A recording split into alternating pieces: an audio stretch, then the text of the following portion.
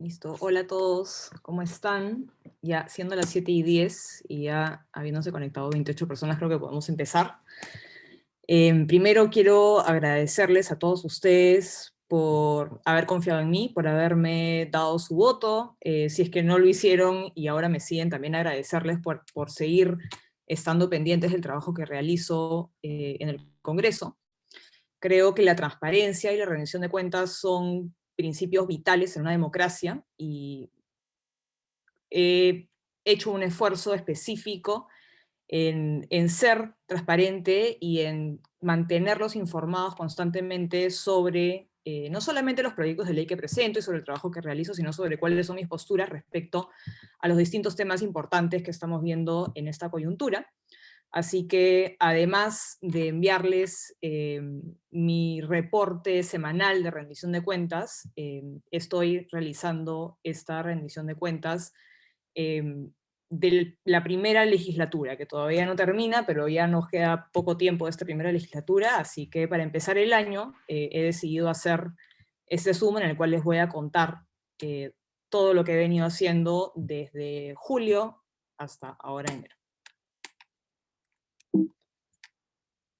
Bueno, para empezar, vamos a hacer un pequeño repaso de todo lo que vamos a conversar hoy. Voy a contarles un poco sobre las comisiones que integro en el Congreso, sobre los proyectos de ley que he presentado, propuestas legislativas en las cuales estoy trabajando y voy a presentar durante los próximos meses. Voy a hablarles ya más específicamente sobre algunas de las propuestas que estoy desarrollando, como por ejemplo la reforma política. Les voy a hacer un repaso también de algunas de las actividades de representación que he venido realizando en estos ya casi 6 meses.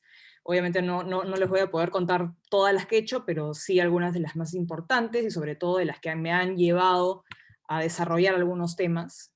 Y voy a también contarles sobre algunas discusiones que he considerado relevantes durante estos 6 meses, contarles también cómo he votado en algunos de los temas que considero también más importantes en el Pleno, algunas de las posturas que he tenido a lo largo de estos 6 meses, y por último les voy a hacer algunos descargos respecto a algunas denuncias que, bueno, digamos, son inevitables en política, pero creo que siempre es importante aclarar. A ver, voy a admitir a unas personas más y empezamos.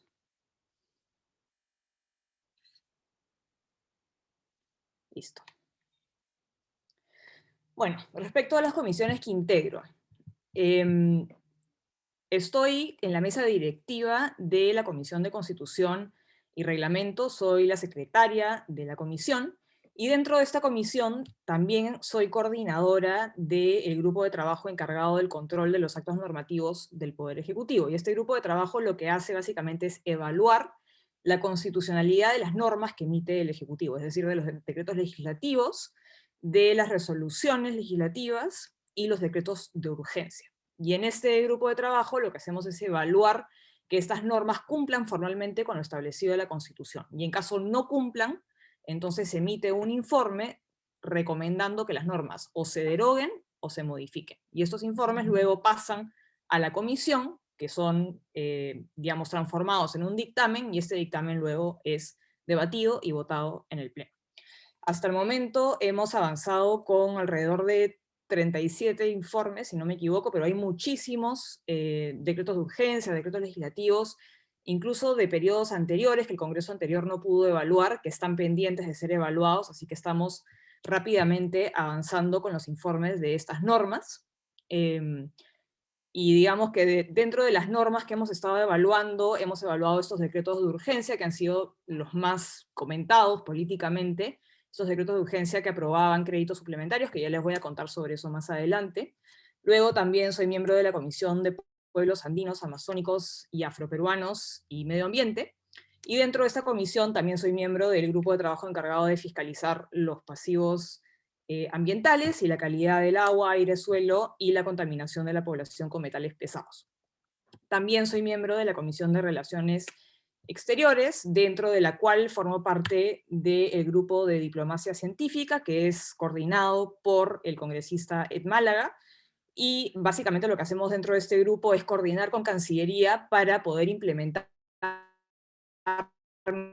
medidas que favorezcan la diplomacia científica, sobre todo luego la experiencia que hemos tenido con la importación de vacunas y el enfrentamiento de la pandemia. Y por último, también soy miembro de la Comisión de Trabajo y Seguridad Social, la cual debate y aprueba todos los proyectos y todas las propuestas en materia laboral y de seguridad social. Otra comisión de la cual soy miembro y de hecho presido es la CEMOL, que es la Comisión Especial Multipartidaria encargada del ordenamiento legislativo. Como sabemos, en el Perú tenemos muchísimas normas vigentes. De hecho, tenemos más de 30.000 normas vigentes y tenemos más de 600.000 dispositivos legales que están vigentes. Entonces, esto genera una carga regulatoria gigantesca que le dificulta la vida no solamente al funcionario público, sino sobre todo al ciudadano, ¿no? Entonces, tenemos tal cantidad de normas que si sacamos un promedio, podríamos decir que en el Perú se emiten al día, en promedio, 60 nuevas normas. Entonces, para el ciudadano estar al día y estar en cumplimiento de una cantidad, digamos, no razonable de normas es muy complicado, y finalmente esto genera poco crecimiento económico, genera informalidad y una serie de otros problemas que desde esta comisión buscamos atacar. Me van a disculpar un ratito, pero tengo que admitir a más personas. Listo. Entonces, lo que buscamos hacer desde esta comisión, la CEMOL, es primero sistematizar el ordenamiento legal para que sea más accesible y tengamos una economía y un sistema jurídico que sea más competitivo. En segundo lugar, buscamos depurar el ordenamiento legal y recomendar la derogación de normas que ya han entrado en desuso o de normas que han sido implícitamente derogadas por otras, para que nuestro ordenamiento jurídico sea más ligero, más fácil de entender y más fácil de comprender, sobre todo, y poder cumplir con la ley, porque si uno no conoce la ley, es muy difícil poder cumplirla. Y por último, también nos dedicamos a mejorar la calidad regulatoria. Estamos, de hecho, trabajando en una propuesta legislativa que busca establecer criterios más exigentes y más, digamos, fáciles de determinar a la hora de hacer el análisis costo-beneficio de los proyectos legislativos, y así vamos a poder lograr que hayan menos y mejores leyes. Entonces, lo que queremos lograr dentro de esta comisión es lograr un sistema normativo simple, que sea accesible, que esté sistematizado, y que finalmente beneficie a los ciudadanos y no se convierta en un obstáculo.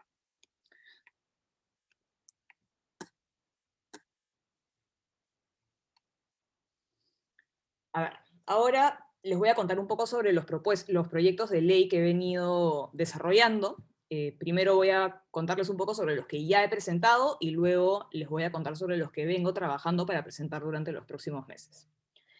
El primer proyecto de ley que presenté fue la ley que modificaba o que precisaba la cuestión de confianza, ¿no? Esta era una ley de desarrollo constitucional,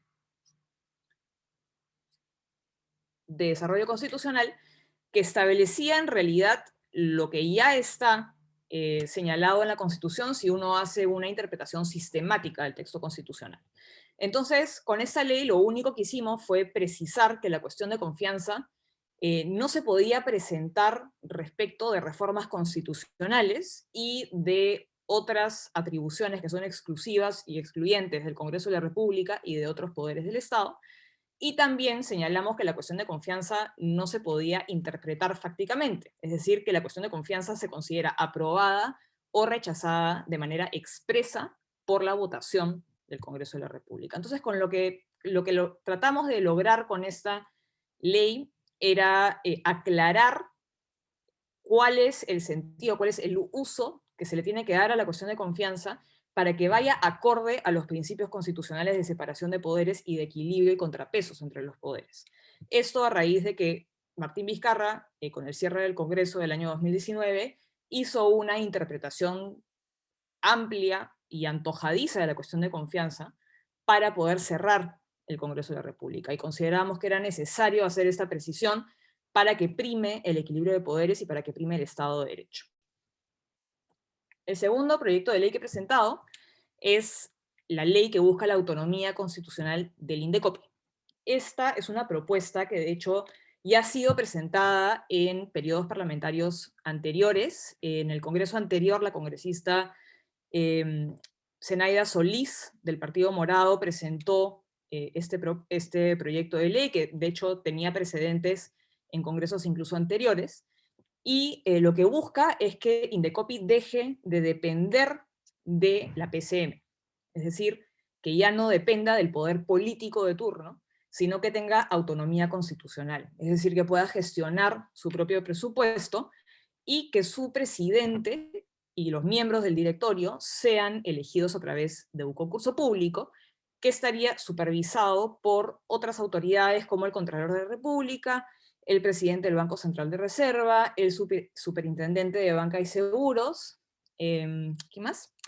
El Defensor del Pueblo y el Contralor General de la República. Entonces, estas autoridades van a supervisar un concurso público de méritos que luego es ratificado por el Congreso de la República. Entonces, así logramos que distintas entidades públicas participen de este concurso público, que lo que busca es asegurar que el presidente de Indecopi, que los miembros del directorio, cumplan con un perfil técnico que debe tener este organismo público, que es muy importante porque asegura una serie de derechos fundamentales, como la libre iniciativa, los derechos de propiedad intelectual, asegura básicamente que se cumpla con el capítulo económico de la Constitución, asegurando que haya libre competencia y que no hayan prácticas monopólicas y anticompetitivas.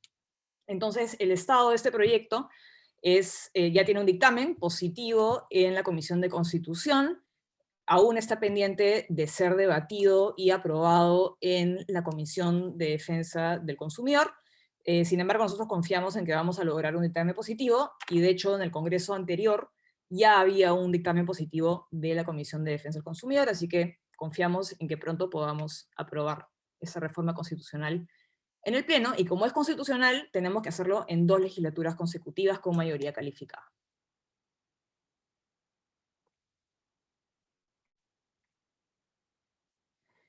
El tercer proyecto de ley que he presentado es la ley de barreras burocráticas. Actualmente se encuentra en la Comisión de Economía, y lo que busca es facilitar el procedimiento para interponer denuncias por barreras burocráticas.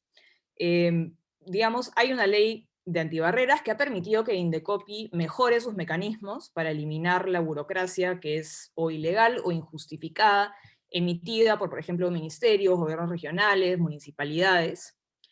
Y lo que estamos haciendo es optimizar este procedimiento de denuncia de barreras burocráticas, porque así vamos a lograr que se ahorren millones de soles anuales, y esto va en beneficio principalmente de los emprendedores.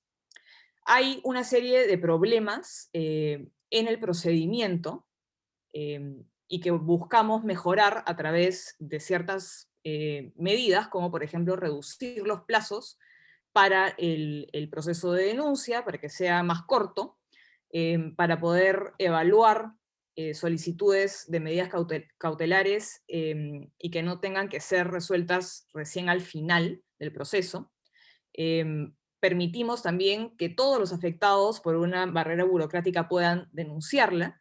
Por ejemplo, ahora uno tiene que ser, digamos, directamente afectado, y la idea es ampliar un poco las personas que pueden, el universo de personas que pueden ir a Indecopi y demandar una barrera burocrática. Queremos también establecer plazos fijos para atender las denuncias informativas, no exigirle al ciudadano estudios demasiado técnicos o muy complejos para poder evaluar si es razonable o no la norma que se está denunciando. Y como esas, hay una serie de mejoras al procedimiento de denuncias de barrera burocrática que lo que buscan es facilitarle al ciudadano poder identificar y denunciarlas, y finalmente ir depurando nuestro sistema de estas barreras para tener una economía más competitiva y para facilitarle la vida al ciudadano. La tercera propuesta legislativa que he presentado ha sido la ley de banda ancha. Actualmente está a la espera de un predictamen, y lo que hace básicamente es simplificar el proceso de instalación de la infraestructura que es necesaria para poder desplegar una red de banda ancha en el país, y la forma en la cual se propone hacerlo es estableciendo una aprobación automática para las empresas que cumplan con todos los requisitos legales. Entonces ya no tienen que esperar a que haya una aprobación explícita por parte de la autoridad, sino que si se cumplen con los requisitos, entonces se aprueba el permiso de manera automática, la empresa puede iniciar. Las municipalidades tienen una función fiscalizadora para poder revisar y asegurarse de que la empresa durante todo el proceso cumpla con los requisitos. Pero la idea es que la aprobación automática acelere el despliegue de la infraestructura. He presentado también el proyecto de ley de notaría digital, que actualmente está en la Comisión de Justicia. De hecho, ya sustenté la propuesta en la Comisión de Justicia, y lo que permite es que algunos trámites ante los notarios puedan realizarse a través de medios digitales. Entonces, en esa propuesta lo que hago es identificar cuáles van a ser las herramientas digitales que los notarios van a poder utilizar para, digamos, incorporar y asegurar los archivos que forman parte de su archivo notarial. Y esto es importante porque los notarios en realidad cumplen un rol bastante importante dentro de nuestra economía. Por ejemplo, si nosotros queremos constituir una empresa, uno tiene que ir a un notario para poder, digamos, formalizar cualquier tipo de emprendimiento. Entonces consideramos que es importante que el ciudadano pueda gastar menos tiempo, menos dinero a la hora de hacer trámites notariales y poder facilitarle la vida a través de medios digitales.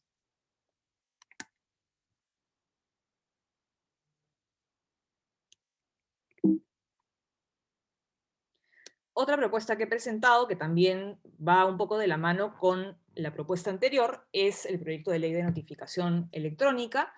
También ya lo sustenté en la Comisión de Justicia, está a la espera de un predictamen, y lo que hace es básicamente volver permanente el uso de las mesas de partes virtuales que toda institución debe tener.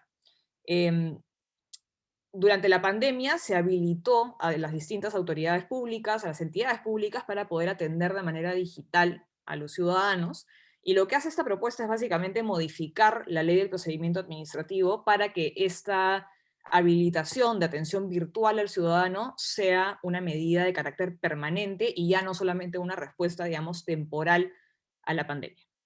También el objetivo es facilitarle la vida al ciudadano, que no tenga que hacer horas de colas para presentar documentos, que ya no sea obligatorio presentar documentos en físico, que ya no sea obligatorio la presencialidad, y también le damos al ciudadano la opción de poder tener una casilla electrónica y que no necesariamente tenga que ser notificado en su domicilio físico. Entonces, lo que buscamos es, nuevamente, hacerle la vida más fácil al ciudadano y acelerar también los procedimientos que uno puede realizar frente a la administración pública. He presentado también el proyecto de ley de teletrabajo, que busca reemplazar la ley del trabajo remoto que está vigente, que si no me equivoco fue aprobada en el 2013, pero que finalmente nunca fue aplicada, y buscamos adecuar el régimen a la nueva normalidad y a la situación actual. Nuevamente, al igual que con la notificación electrónica, durante la pandemia se habilitó el trabajo remoto, pero de manera temporal, y con este proyecto lo que buscamos es generar un régimen del teletrabajo que sea permanente. A ver, discúlpenme, pero tengo que admitir a más personas. Listo.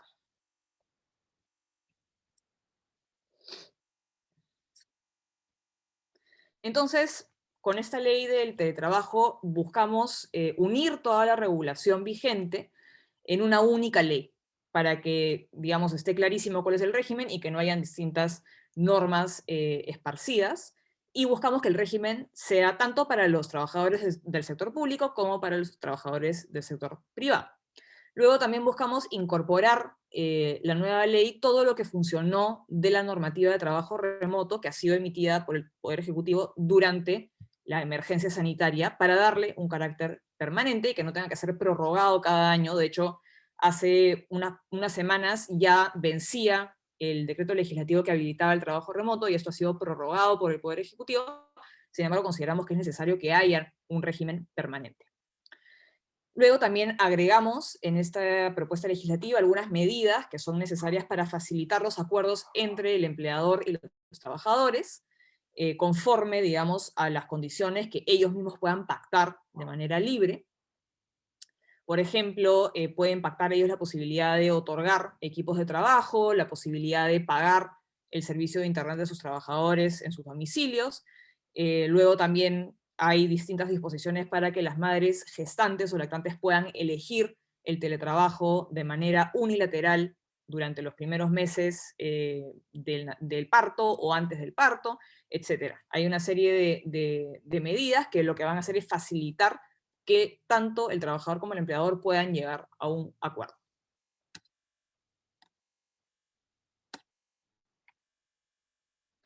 Ahora voy a contarles cuáles son las propuestas en las cuales vengo trabajando junto con mi equipo y que voy a ir presentando durante los próximos meses. En primer lugar, estamos trabajando en un marco legal para el control político de los estados de emergencia. Esto va de la mano del grupo de trabajo que les comenté hace un rato, de control constitucional de los actos normativos del Poder Ejecutivo.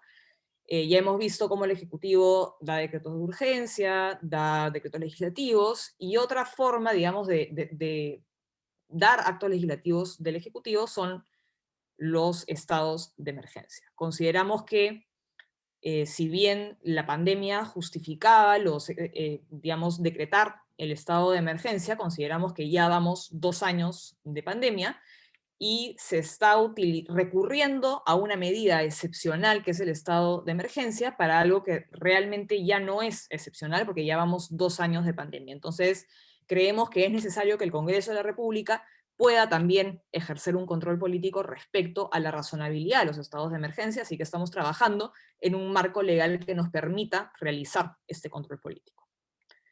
Estamos también trabajando en un régimen tributario único para las MIPES, que actualmente tienen, digamos, muchos regímenes separados que generan desincentivos a la formalización, desincentivos al crecimiento de las empresas, así que estamos también trabajando en una reforma tributaria que le haga más fácil a las empresas poder formalizarse y poder tributar. Estamos también trabajando en un proyecto de ley para poder denunciar barreras arancelarias, que, digamos, si bien el Indecopi combate barreras burocráticas, digamos, a nivel nacional, que son las dadas por la administración pública y que pueden restringir el acceso al mercado nacional, también hay una serie de barreras o de burocracia que afectan las importaciones y las exportaciones de productos y servicios. Entonces, estamos trabajando en una ley que facilite también la denuncia de este tipo de barreras. Por ejemplo, no sé si han podido ver en las noticias que se está prohibiendo que los productos importados peguen sus stickers de los octágonos. Entonces, esa, por ejemplo, podría ser considerada una barrera para arancelaria, porque tendría que finalmente obligan a los productores internacionales a imprimir paquetes específicamente diseñados para el Perú, porque ya no se permite que se importen y que el vendedor del producto pegue su sticker. Entonces, por ejemplo, esa es una de las barreras que podrían ser denunciadas con este proyecto de ley. Luego estoy trabajando también en el 2x1 regulatorio, que esa es una medida de la cual hablé muchísimo durante mi campaña, que lo que busca es que por cada nueva norma que se emite, se recomiende o se deroguen 2 normas que estén vigentes y que no hayan probado ser efectivas o que hayan entrado en desuso o que simplemente no se aplican. Entonces estamos trabajando una propuesta dentro de CEMOL para poder aplicar esta medida inicialmente en una primera instancia dentro del Congreso de la República para ver cómo funciona eso y en caso funcione bien poder hacerle mejoras y luego replicarlo en las demás entidades públicas, ya poder ser en el Poder Ejecutivo, municipalidades, gobiernos regionales. Luego también estoy trabajando en una reforma laboral que lo que busca es facilitarle a los emprendedores, a las pequeñas y a las medianas empresas poder contratar de manera formal a sus trabajadores, generando un poco más de flexibilidad. Luego también estoy trabajando en un paquete de medidas de reforma política que pienso presentar ya pronto, en las próximas semanas.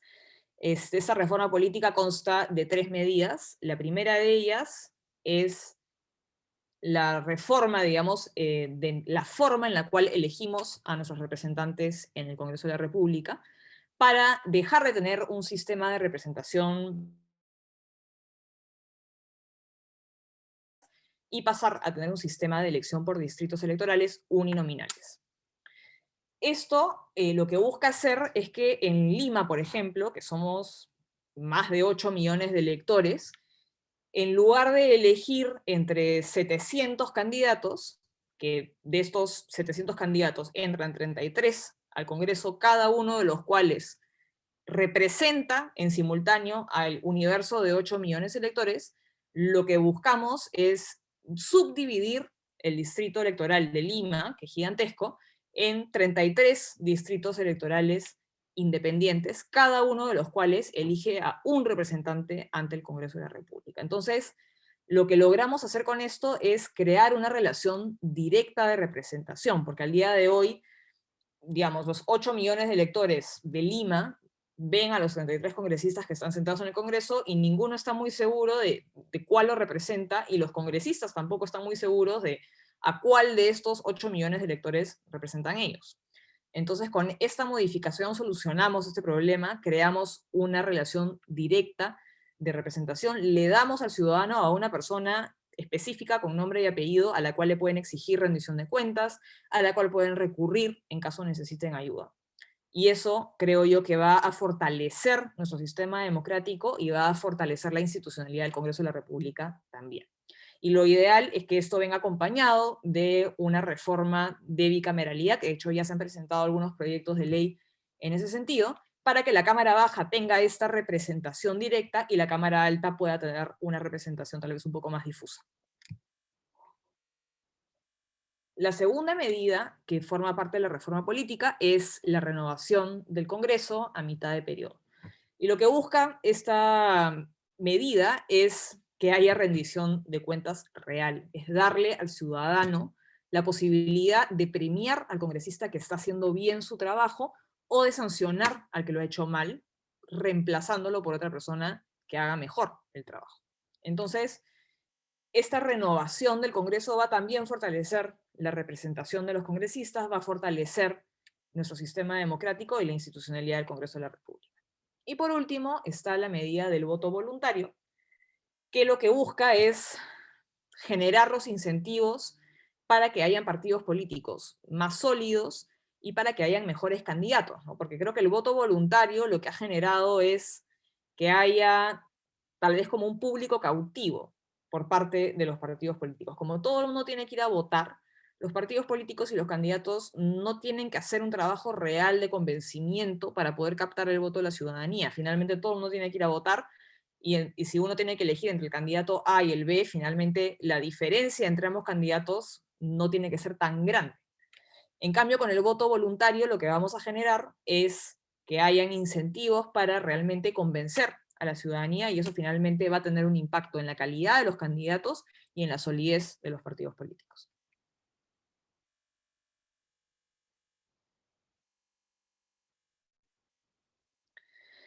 Luego también estoy trabajando con mi equipo en una serie de modificaciones a la ley de contrataciones del Estado para permitir que que el Estado pueda contratar de manera más eficiente, más rápida, más transparente sobre todo, porque finalmente la corrupción es en gran medida generada por normas opacas, por normas que exigen demasiados requisitos, y finalmente en cada uno de estos requisitos se esconde una oportunidad de corrupción. Entonces estamos trabajando en una propuesta de mejora de la ley de contrataciones del Estado para que las contrataciones se lleven a cabo de manera transparente y de manera más rápida.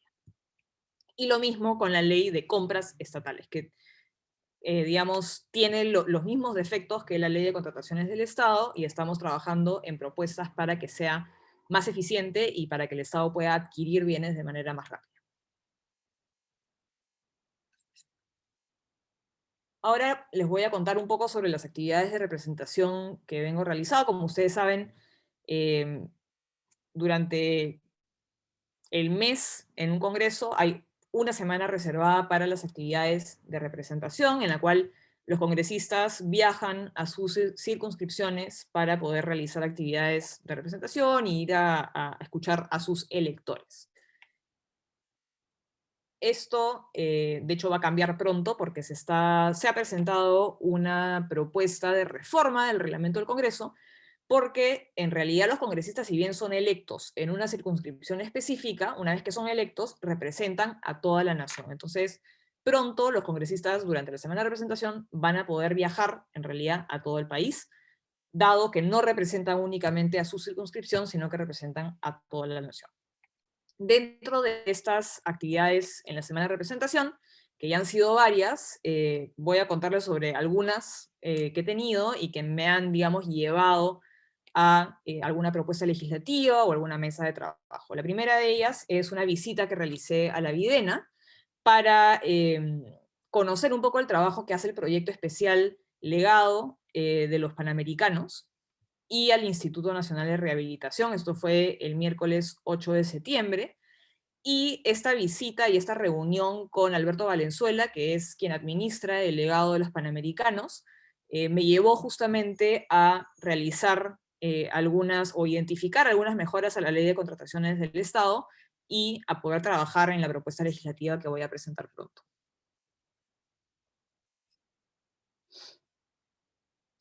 Luego, otras de las actividades que hice fue esta actividad de recojo de residuos sólidos en la ribera del río Rímac, en San Martín de Porres. Fue una actividad a la cual me invitaron unos jóvenes, que se llaman Jóvenes Cambiando el Presente, y esta actividad en realidad me llamó la atención respecto al problema de manejo de residuos sólidos en la ribera del río Rímac, que es un problema grave, que involucra a distintas autoridades públicas e incluso empresas, porque por ejemplo por ahí pasa la línea amarilla, y a raíz de esa actividad pude realizar algunas reuniones, como por ejemplo Lima Expresa, para ver qué actividades de responsabilidad social, de manejo de residuos sólidos y de reciclaje realizaban, y luego también tuve una reunión de trabajo con la Autoridad Nacional del Agua y con el Ministerio de Agricultura para ver cuáles son los avances que se están realizando en ese sentido para poder mejorar la gestión de residuos sólidos y también para hacer actividades de prevención de contaminación. Luego también tuve esta participación en la marcha a favor de la vacancia presidencial. Esto fue en noviembre, cuando se había presentado la moción de vacancia en contra de Pedro Castillo, que si bien no tuvo éxito, creo que digamos, los motivos que causaron o que promovieron esta moción de vacancia se mantienen, y de hecho yo he sido bastante tajante y clara respecto a este tema desde muy temprano. De hecho, yo considero que hubo y se mantiene una evidente incapacidad moral por parte de Pedro Castillo desde el momento en que nombró a su primer gabinete, el cual tenía a distintos elementos con vínculos muy directos con Movadef, que no es otra cosa que Sendero Luminoso. Entonces, si bien esta moción de vacancia finalmente no prosperó porque no se llegó a los votos necesarios, considero que los motivos, o digamos, los fundamentos de hechos que generaron esta moción de vacancia se mantienen hasta el día de hoy. Otras de las actividades que realizo, y eso es no solo durante la semana de representación, sino que lo hago periódicamente, son los encuentros parlamentarios. En realidad, cualquiera de ustedes, cualquier ciudadano, puede mandarme un correo a mi correo institucional y solicitar una cita para tener una reunión virtual por Zoom.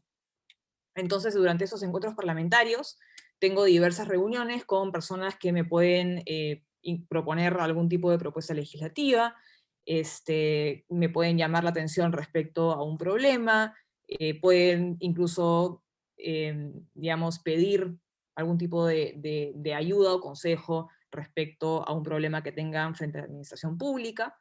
Y de estos encuentros parlamentarios, de hecho, han surgido algunas propuestas legislativas que son bastante interesantes.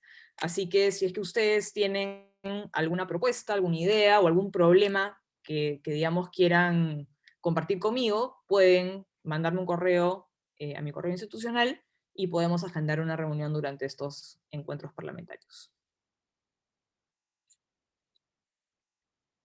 Y de hecho, de uno de esos encuentros parlamentarios, tuve una reunión con una asociación de personas con VIH, y a raíz de esta reunión realizamos esta mesa de trabajo para poder abordar el problema de falta de medicamentos para el tratamiento de personas con VIH. Hemos tenido una reunión de trabajo virtual, ya hemos tenido una mesa de trabajo en el Congreso de la República, y durante la próxima semana de representación vamos a hacerle seguimiento al trabajo que realizamos durante la primera mesa, y vamos a invitar a distintas autoridades para poder ver qué mejoras podemos hacer al sistema de compra de medicamentos.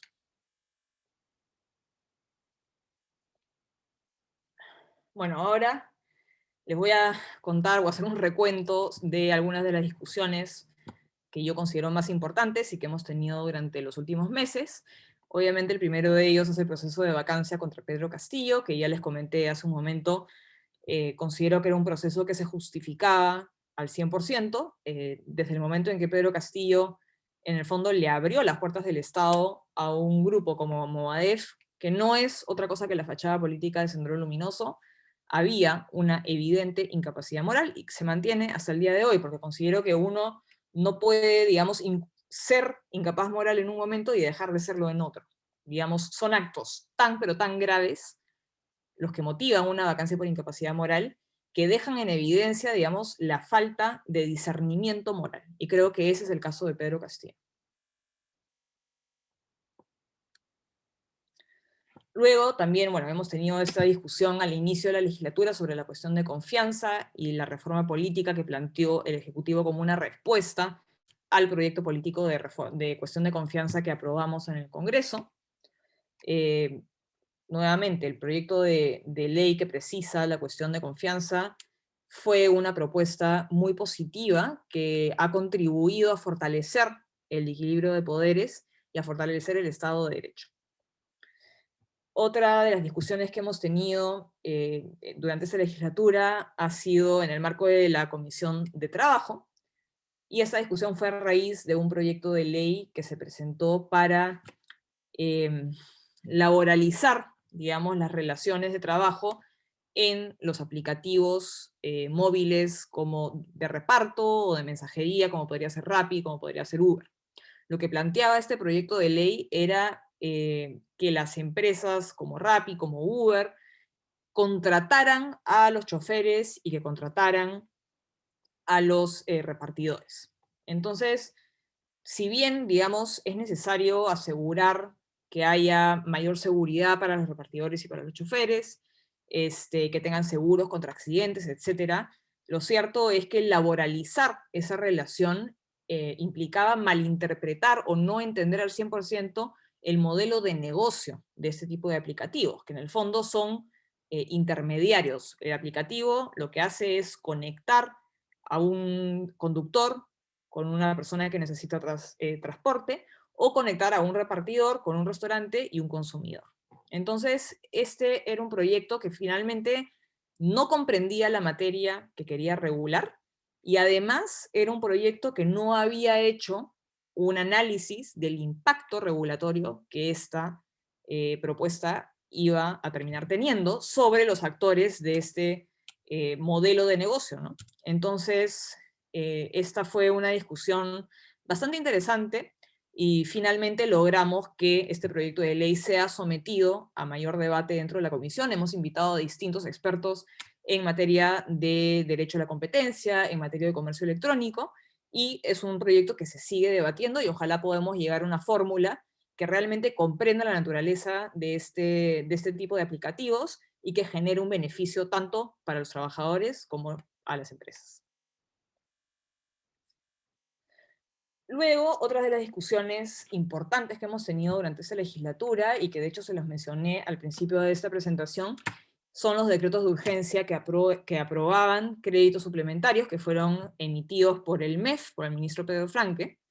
Ya van 3 decretos de urgencia en este sentido, que son decretos de urgencia que aprueban créditos suplementarios sin pasar primero por la aprobación del Congreso de la República. Entonces, estos decretos de urgencia han sido analizados por el grupo de trabajo de control de los actos normativos del Poder Ejecutivo, y hemos, luego de analizar, digamos, si se cumple o no se cumple con las formalidades establecidas en la Constitución, hemos llegado a la conclusión de que no se ajustan a lo que señala la Constitución, porque el artículo 80 de la Constitución señala claramente que los créditos suplementarios y las transferencias de partidas tienen que ser aprobados vía ley. No se pueden aprobar vía decreto de urgencia, porque por algo todos los años el Congreso de la República aprueba una ley de presupuesto. Entonces, todas las modificaciones que se tengan que hacer a la ley de presupuesto, evidentemente tienen que también ser aprobados vía ley por el Congreso de la República. Y esto es porque el Congreso de la República finalmente representa a toda la ciudadanía y tiene la obligación de velar porque los recursos de la ciudadanía, el dinero del contribuyente, sea utilizado de la mejor manera posible. Entonces, estos decretos de urgencia que han sido emitidos de manera ya casi sistemática por parte del Ejecutivo, pasando por encima del Congreso de la República, son decretos que hemos encontrado inconstitucionales, que ya tienen un dictamen de la Comisión de Constitución y que deberían ser debatidos y aprobados en el Pleno de la República para que estos decretos de urgencia sean derogados. Y bueno, otro de los temas importantes ha sido la sustentación del proyecto de ley que declara a la Indecopi un organismo autónomo. Esta propuesta ha tenido muchísima oposición por parte del Ejecutivo. Como ustedes saben, el señor Palacín ha sido designado por el Poder Ejecutivo como presidente de Indecopi sin cumplir con ningún criterio técnico, sin tener el perfil necesario para cumplir esa función. Y ha habido un debate interesante alrededor de esta medida. Bueno, ahora les voy a hacer un repaso respecto a algunas de las votaciones respecto a propuestas importantes en esta legislatura.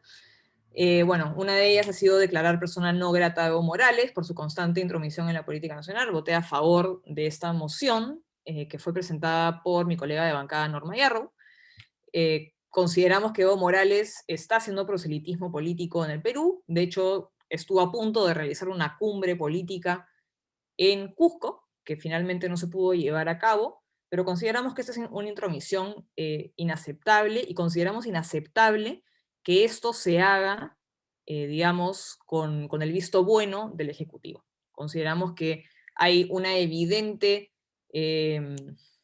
no sé si colusión es la palabra porque es un delito, pero hay, digamos, un acuerdo entre el gobierno de Pedro Castillo y Evo Morales, y consideramos que esto es algo que nosotros no podemos ni debemos aceptar. En segundo lugar está, bueno, el voto por la cuestión de confianza del gabinete de Guido Bellido. Evidentemente voté en contra, consideramos que esa designación era absolutamente inaceptable. El presidente del Consejo de Ministros tenía acusaciones, investigaciones en proceso por apología del terrorismo. Dentro de ese gabinete habían otras personas con vínculos al Movadef, y finalmente era un gabinete que nosotros no podíamos, no solamente nosotros, que el país no podía aceptar.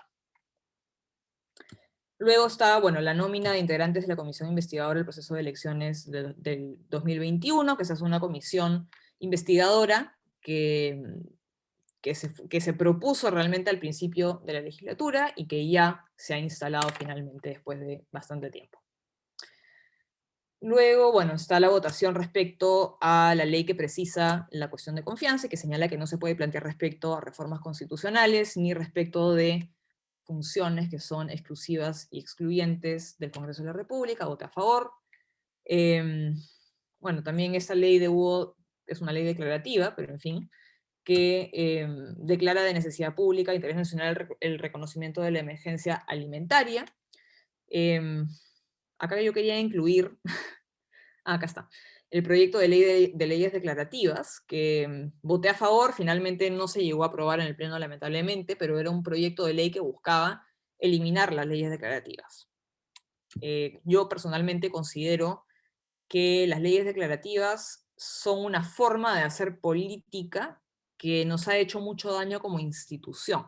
Creo que hay muchos congresistas que lamentablemente recurren a este tipo de normas para tal vez ganar respaldo en sus circunscripciones, pero que finalmente constituyen promesas vacías, porque, digamos, uno puede declarar de necesidad pública que se inicie la construcción del puente en una localidad específica, pero esa ley finalmente no tiene ningún efecto jurídico real, y genera una falsa expectativa en el electorado que finalmente termina afectándonos a todos como institución.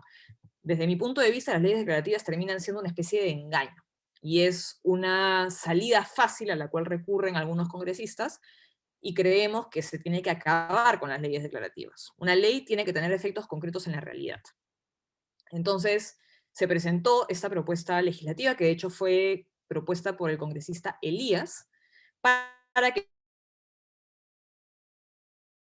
igual van a ser debatidas en el Pleno, igual se va a discutir sobre el tema, pero ya no va a ser una ley. Lamentablemente no pasó por el Pleno, pero espero que más adelante se pueda aprobar. Bueno, luego también está la votación por la cuestión de confianza del gabinete de Mirta Vázquez. Votamos en contra porque consideramos que Mirta Vázquez en realidad era un cambio estético por parte de Pedro Castillo, pero no representaba realmente un cambio de rumbo de este gobierno. Mirta Vázquez igual proponía la Asamblea Constituyente, igual apoyaba al gobierno de Maduro, etcétera, etcétera, etcétera. Realmente era más que nada un cambio de caras, pero no había un cambio de posturas ni de políticas, y por ese motivo votamos en contra de darle la confianza a ese gabinete. Bueno, también hubo, a raíz de la moción de vacancia presentada por mi colega de bancada, Patricia Chirino, se presentó una moción para sacarla de la mesa directiva. Tampoco apoyamos esa moción y finalmente no prosperó. Bueno, está la admisión de la moción de vacancia de la Presidencia de la República. Votamos a favor. Se admitió a debate, sin embargo, no prosperó.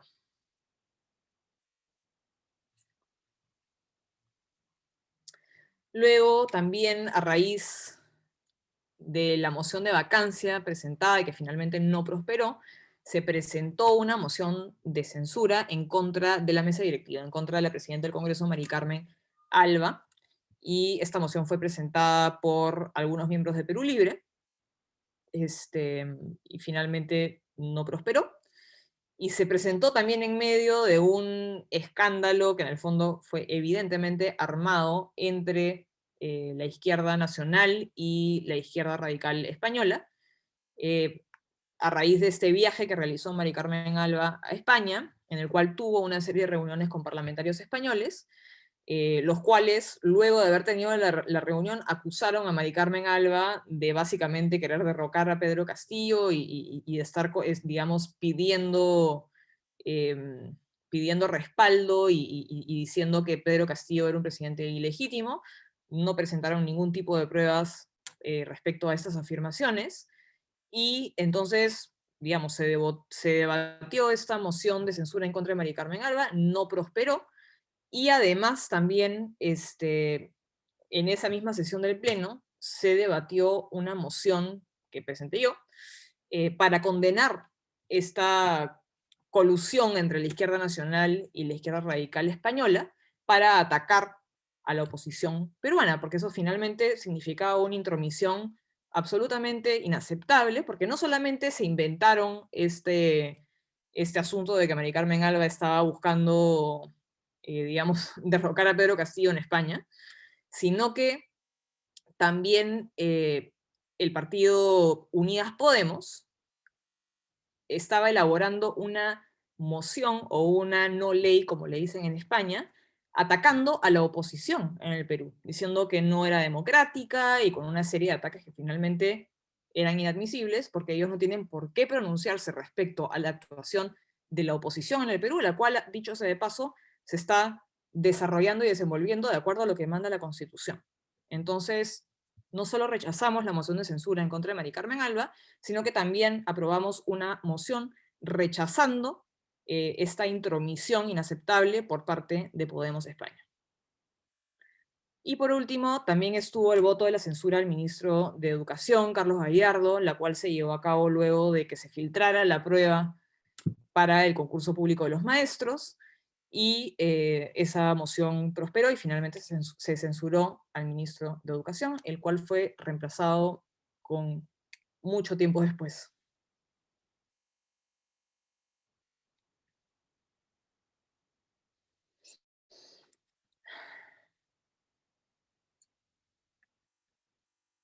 Bueno, ahora vamos a hablar sobre algunas de las posturas que he tenido durante estos meses.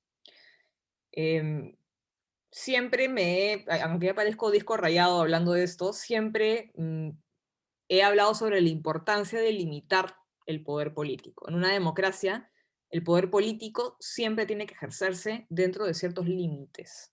Estos límites están establecidos en la Constitución y en la ley. Y el motivo por el cual existen estos límites es para garantizar que se respeten los derechos de los ciudadanos, que las mayorías no atropellen a las minorías.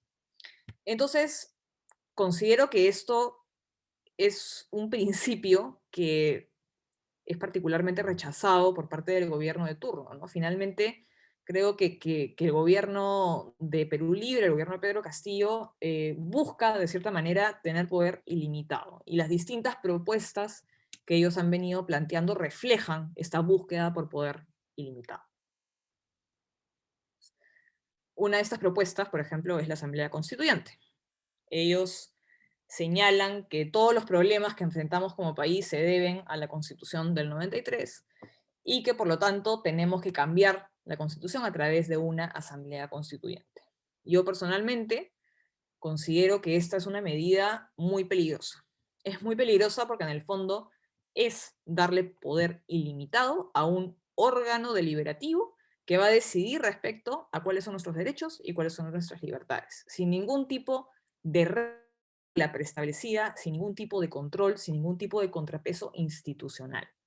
Y finalmente, esta medida es inconstitucional e implica romper con el Estado de Derecho, porque el gobierno ha planteado, digamos, llegar a la Asamblea Constituyente a través de diferentes medios.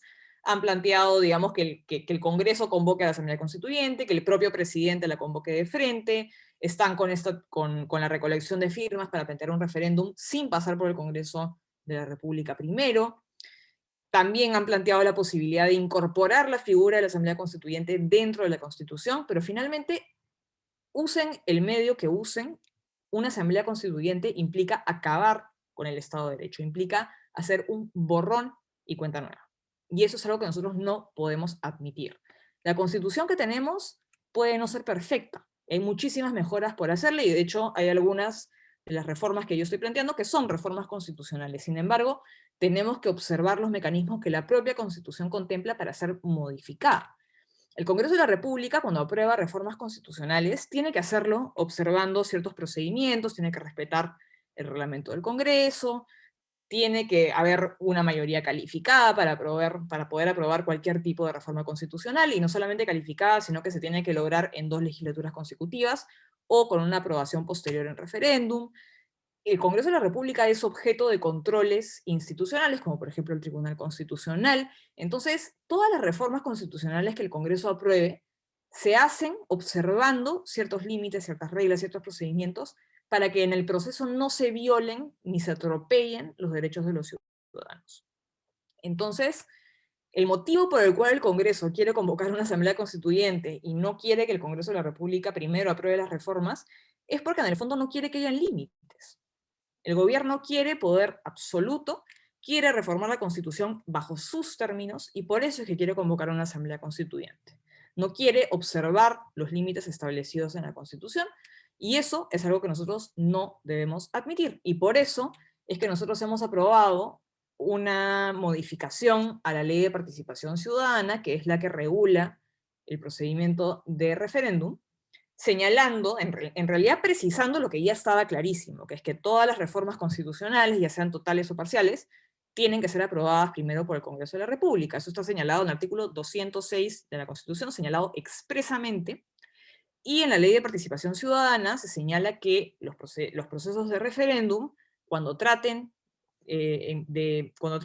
sobre reformas constitucionales, también proceden de acuerdo al artículo 206. Sin embargo, el Ejecutivo ha venido haciendo interpretaciones bastante alocadas y antojadizas de esa ley y de la Constitución, lo cual nos llevó a precisar en la Ley de Participación Ciudadana que no se puede convocar un referéndum para reforma constitucional sin que haya una aprobación previa del Congreso, y también señalando que la convocatoria al referéndum la realiza el Jurado Nacional de Elecciones previa aprobación del Congreso de la República.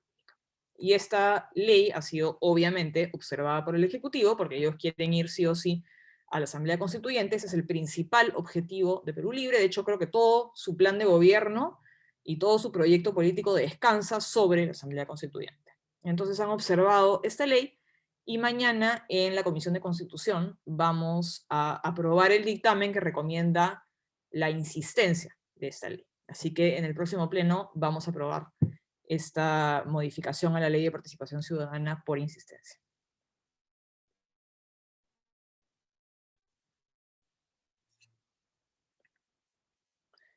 Bueno, otra forma en la cual se ha venido, digamos, yendo en contra del principio de la limitación del poder es a través de este estado perpetuo de emergencia en el cual vivimos, en el cual nuestra libertad de tránsito está restringida, en realidad sin exigir mayor razonabilidad ni resultados concretos, y eso lo podemos ver con medidas como por ejemplo el toque de queda. Hemos visto que el toque de queda no ha tenido ningún resultado concreto en el control de la pandemia, y además es una restricción que, digamos, deja de ser razonable en vista de que ya llevamos 2 años en este estado de emergencia sanitaria. Entonces, si bien inicialmente el estado de emergencia estaba 100% justificado, lo cierto es que no podemos acostumbrarnos a vivir perpetuamente en estado de emergencia cuando ya hay medidas de control de la pandemia que se pueden llevar a cabo por la vía regular y no en un estado excepcional. Entonces, esa es otra forma en la cual considero que se ha venido, digamos, vulnerando el principio de la limitación del poder. Otro asunto sobre el cual he estado hablando bastante durante esta legislatura es sobre la necesidad de mantener el equilibrio y el balance de poderes. Y esto ha sido un tema que ha tenido particular relevancia cuando se discutió la propuesta de reforma política que planteó el Ejecutivo. El Ejecutivo planteó una reforma política que buscaba, en el fondo, eliminar la figura, la figura de vacancia por incapacidad moral, señalando que en realidad la incapacidad moral era incapacidad mental, y que una junta de médicos tenía que declarar la incapacidad mental del presidente de la República. Entonces, esta medida, en el fondo, lo que estaba planteando era eliminar la vacancia por incapacidad moral, que es realmente el único mecanismo de control político de los actos del presidente de la República que tiene disponible el Congreso. Porque el presidente de la República solo puede ser acusado durante su mandato por una serie limitada, son unas causales limitadas que están contempladas en el artículo 117. Pero, por ejemplo, si nosotros tuviéramos un presidente de la República que un día maneja borracho y atropella y mata a alguien, no tendríamos cómo sancionar políticamente al presidente de la República. Entonces, lo que estaban proponiendo ellos con esta propuesta, en el fondo, era tener a un presidente de la República que era un monarca absoluto que es absolutamente irresponsable por sus actos. Entonces, eso afectaba profundamente el equilibrio de poderes. Porque si nosotros tenemos un presidente de la República que haga lo que haga, es un intocable, y tenemos a un Congreso que es incapaz de fiscalizar y de controlar políticamente al presidente de la República, entonces, en el fondo, pasamos a vivir una monarquía absolutista y no en una república democrática. Entonces, esta fue una discusión bastante interesante que se llevó a cabo en la Comisión de Constitución, y finalmente, bueno, esa propuesta legislativa ha sido debatida, pero todavía no se ha llegado a un dictamen, pero definitivamente debería ser un dictamen negativo. Bueno, otro de los principios que he estado defendiendo últimamente, a raíz de los decretos de urgencia, es la necesidad de cuidar el dinero de los ciudadanos. Que el rol del Congreso de la República finalmente es velar porque el dinero del contribuyente sea utilizado de manera transparente y sea utilizado de manera eficiente. Porque yo escucho mucho hablar a los congresistas de Perú Libre sobre el dinero del Estado. El Estado tiene que invertir su dinero en dar bonos, en hacer transferencias de partidas para determinados proyectos, pero lo que es cierto es que el Estado no genera riqueza. Los recursos que tiene el Estado no son del Estado, son de todos los peruanos, los cuales están representados en el Congreso de la República. Entonces, si bien ha sido un rol un poco marginado, un poco olvidado, es un rol importantísimo del Congreso fiscalizar y supervisar que el dinero del contribuyente sea bien utilizado. Y es por ese motivo que no podemos permitir que el Ejecutivo, a través de decretos de urgencia, empiece a hacerle modificaciones a la ley de presupuesto que ha sido aprobada por el Congreso de la República. Y bueno, por último, otro de los principios que he estado defendiendo en esta legislatura ha sido la calidad regulatoria, esto en relación a la propuesta legislativa que les conté sobre los aplicativos móviles que se debatió en la Comisión de Trabajo. Creo que es importante tomar en cuenta el impacto que cada propuesta legislativa va a tener en, digamos, los distintos actores involucrados. Y esta es una propuesta que también estoy trabajando dentro de CEMOL. Estamos trabajando en un proyecto de ley para tener, digamos, criterios más rigurosos que sean obligatorios para todos los congresistas a la hora de presentar propuestas legislativas.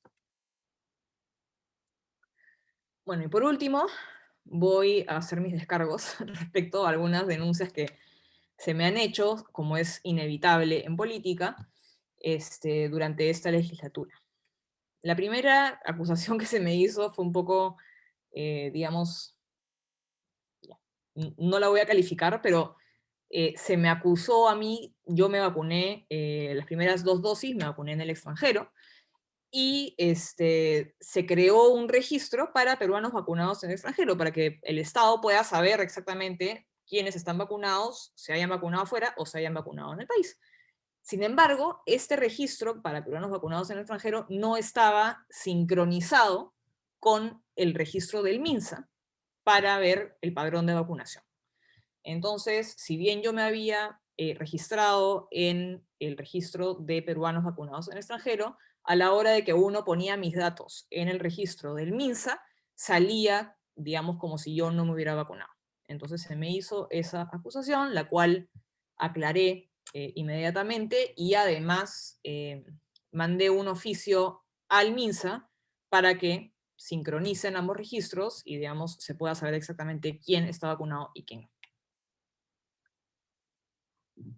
Otra de las acusaciones que se me hizo fue la de respaldar a grupos como la insurgencia o la resistencia, y yo quiero ser bien clara en esto. Considero que no podemos ser selectivos a la hora de rechazar la violencia. Creo que la violencia se tiene que condenar venga de donde venga, y se me hizo esta acusación porque en una de las marchas a las cuales asistí durante el proceso de vacancia, en esas marchas distintas personas se me acercan, me piden una foto, y evidentemente, por lo general, yo accedo, porque, digamos, si estoy en una marcha y alguien me pide una foto, yo no tengo por qué rechazarla, ni tengo por qué, digamos, pedir antecedentes de la persona que me está pidiendo una foto. Y una de las personas que me pidió una foto resultó ser miembro del grupo La Insurgencia, y esta cuenta troll de Twitter pretendió, digamos, convertir esa foto en una especie de respaldo mío a la insurgencia, lo cual evidentemente es falso, y se trató de descontextualizar una foto que en realidad no era más que una foto.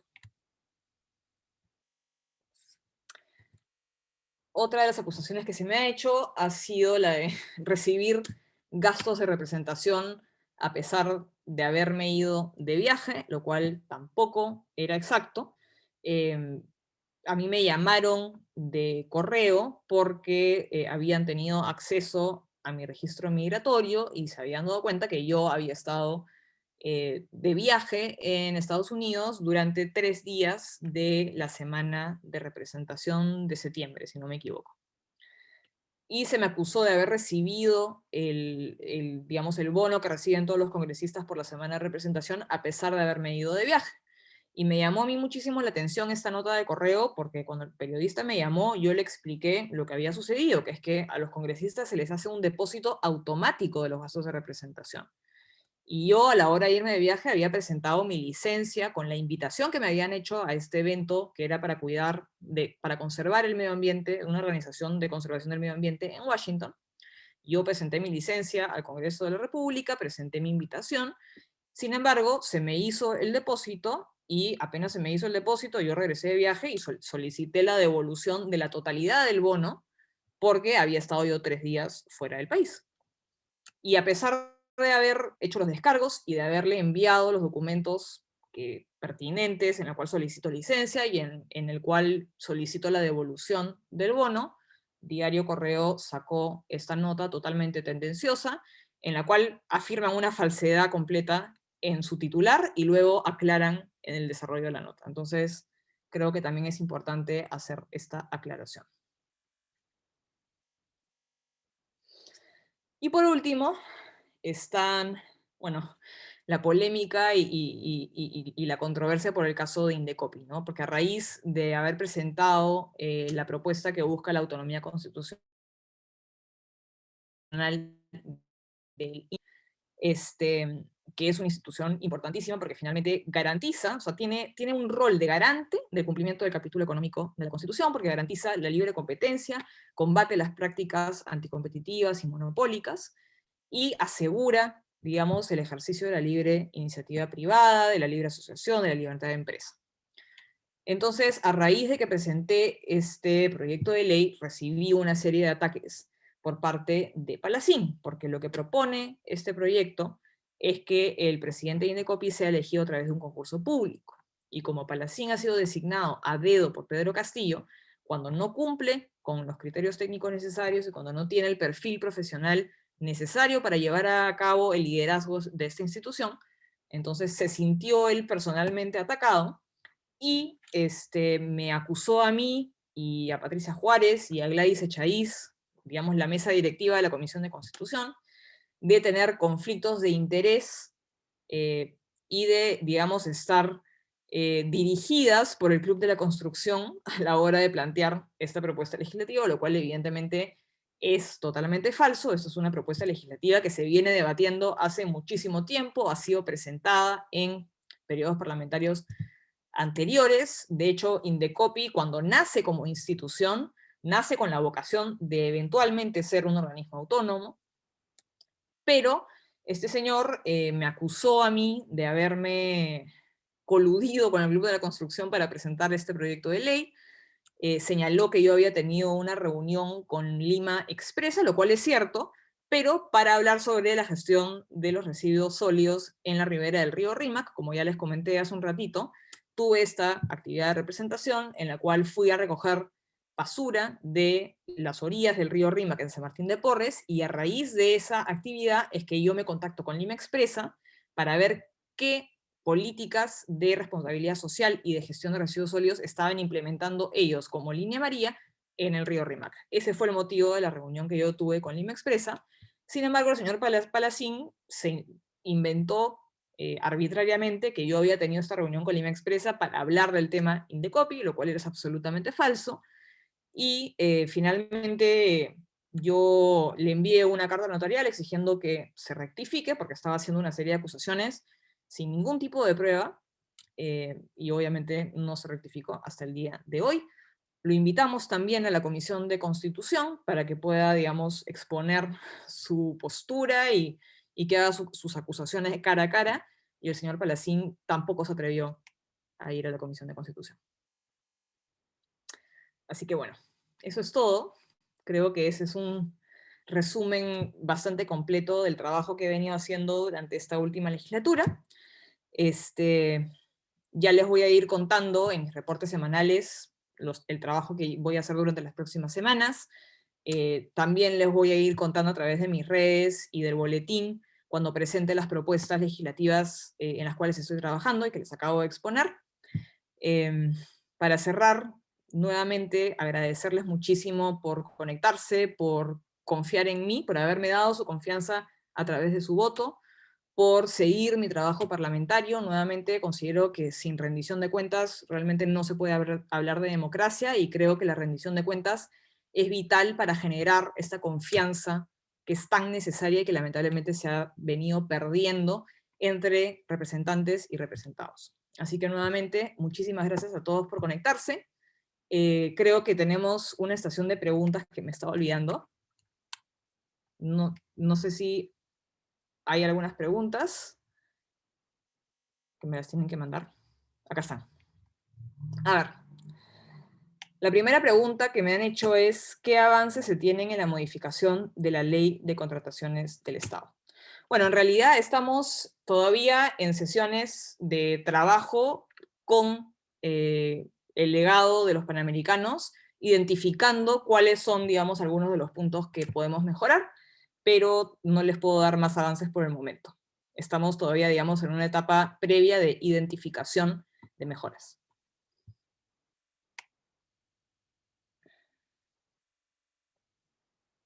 La segunda pregunta es, ¿el Perú tiene una democracia débil?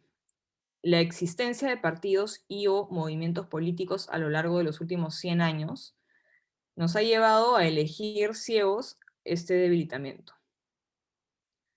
Y otra pregunta en relación al tema de los partidos es si es posible mejorar el sistema de partidos y o movimientos y evitar el oportunismo político a los tránsfugas, y si es posible eliminar por etapas a los partidos políticos oportunistas. Bueno, yo creo que hay ciertas medidas que se pueden implementar para mejorar a los partidos políticos, para fortalecerlos. Varias de las propuestas que forman parte de la reforma política que les acabo de exponer, como el voto voluntario, los distritos uninominales y la renovación del Congreso a mitad de periodo, son medidas que considero van a lograr mejorar el nivel de candidatos y de políticos que tenemos, y también que van a lograr fortalecer a los partidos políticos porque los va a obligar a estar, digamos, en competencia constante con otros partidos políticos y a estar haciendo campaña todo el tiempo. Y eso finalmente es lo que obliga a los partidos a fortalecerse y a formar una militancia.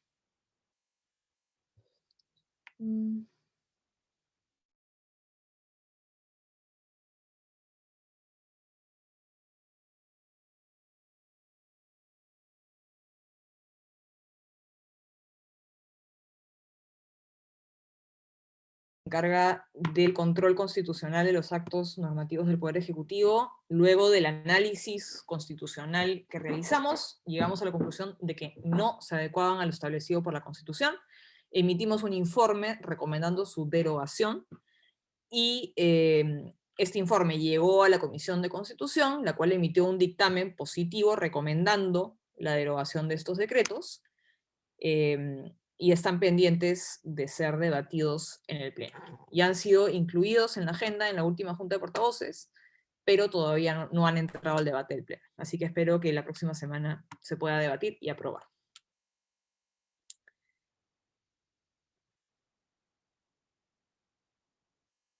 Me han preguntado también, ¿pueden modificar el artículo 117 de la Constitución o alguno más que pone al presidente en condición de monarca? El presidente es nuestro empleado, debe rendir cuentas de sus actos y decisiones, y que sea posible someterlo a investigación y a juicio por conducta que atente contra la República y derechos de los ciudadanos. Bueno, respecto a esto, sí se podría modificar el artículo 117 y, digamos, ampliar las causales por las cuales un presidente puede ser acusado durante su mandato, pero lo que es cierto es que más allá de que no pueda ser acusado durante su mandato, el presidente sí puede ser investigado durante su mandato. Y de hecho, Norma Yarrow, que es miembro de mi bancada, ha presentado un proyecto de ley haciendo esa precisión a raíz de la negativa que ha tenido la fiscal de la Nación de investigar a Pedro Castillo.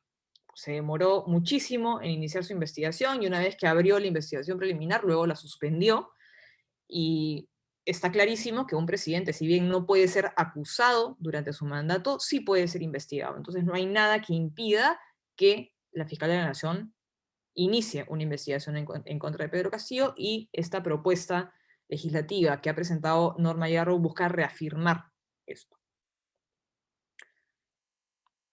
Me han preguntado también si sería posible que se presente en el Congreso un proyecto de ley para la devolución del 100% de los aportes realizados en las AFPs.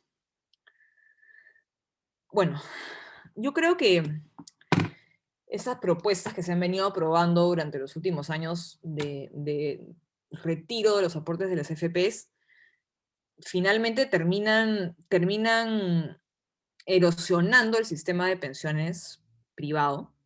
Entonces, yo considero que el sistema de pensiones definitivamente tiene que ser objeto de mejoras, y de hecho estoy también trabajando, no lo mencioné en la presentación, pero estoy también trabajando en una propuesta, pero más integral. Creo que se tiene que hacer una reforma que sea integral, que ataque, digamos, distintas aristas del problema y que no se enfoque únicamente en la devolución de los aportes, porque finalmente eso no soluciona el problema.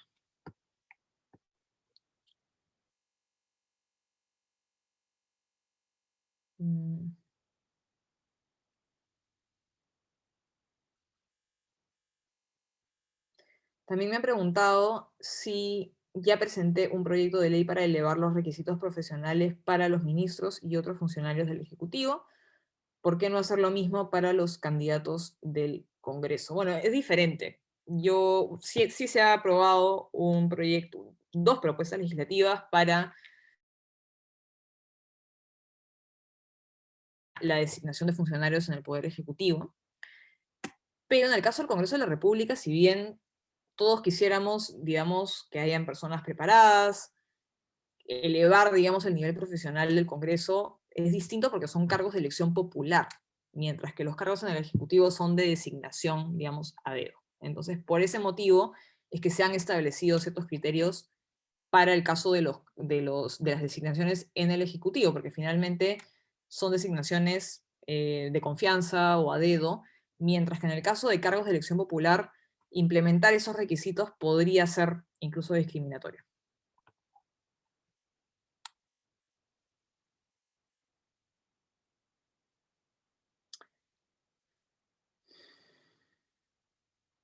Me han preguntado también cuándo vamos a sacar una ley de salud donde el Estado y los privados ayuden a las personas con enfermedades mentales como demencia senil, Alzheimer, etc. No puede ser que ningún seguro médico cubra ninguna enfermedad mental.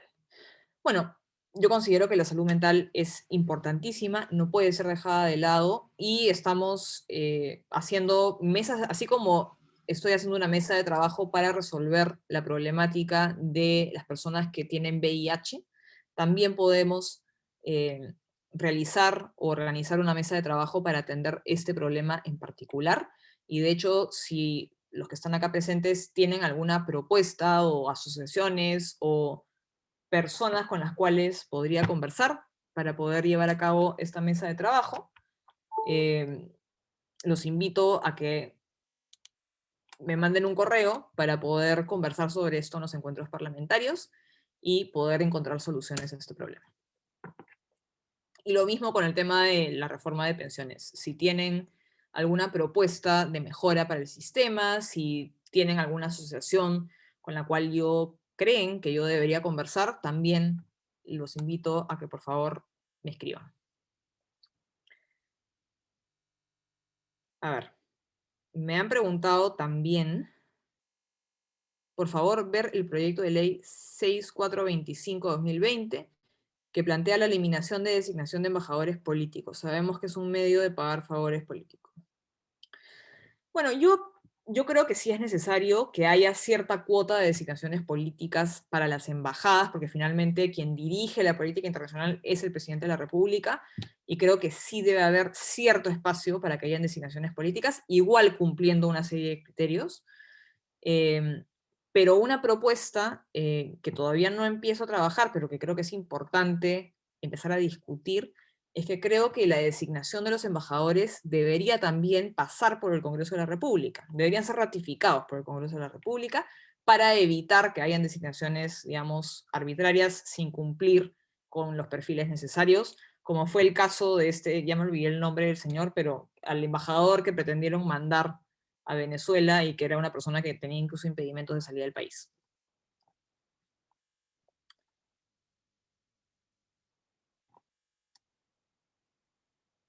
Ya. A ver. Creo que esas son todas las preguntas que me han mandado. Igual hemos estado con mi equipo tomando nota de los comentarios que han estado haciendo por el chat. Como les digo, si quieren tener una audiencia o una reunión virtual conmigo, pueden escribirme a mi correo o a través de mis redes sociales para solicitar una reunión durante los encuentros parlamentarios. Así que nada, creo que ya siendo las 8:30, nuevamente les agradezco muchísimo por haberse conectado. Em, los voy a seguir manteniendo al día del trabajo que realizo tanto en las comisiones como a nivel de iniciativas legislativas con el boletín semanal, a través de los en vivos que realizo en Instagram cada cierto tiempo. Así que nada, les agradezco muchísimo por haberse conectado y nos vemos en una próxima oportunidad. Muchas gracias.